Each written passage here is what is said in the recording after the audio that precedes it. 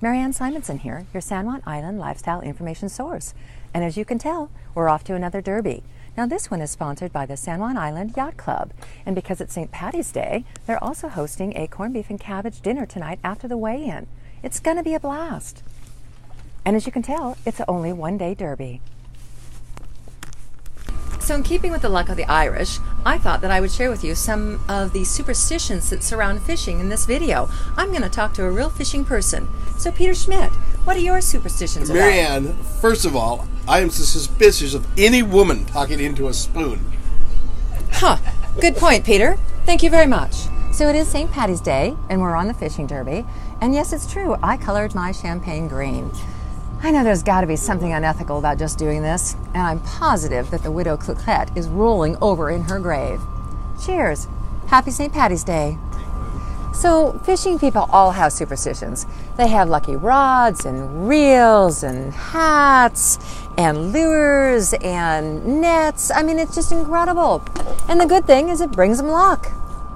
So I'm going to the women's derby thread to find out the real intel about what's happening with this derby. Well, it looks like Hog Heaven is having Bloody Marys. Sleigh Ride is having screwdrivers. The Real Deal is having mimosas. And the Catherine, they're having Coolers Light. Really, Larry, you need to get a woman on board to help you with your beverage choice. Let me look. Okay, the Fin and Tonic, we got one in the box, and we're drinking green champagne.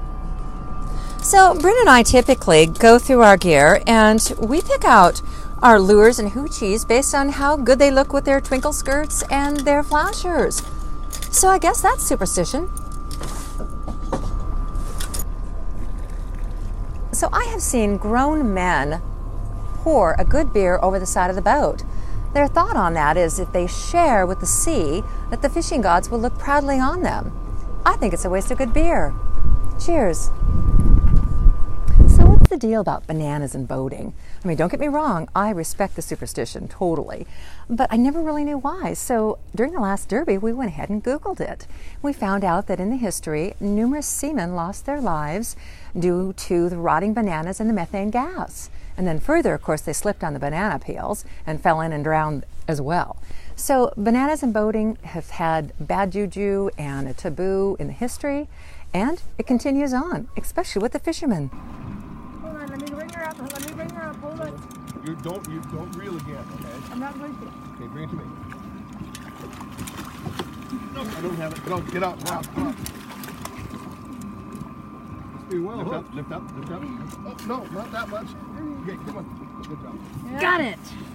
So every derby, Bryn and I have a lucky charm.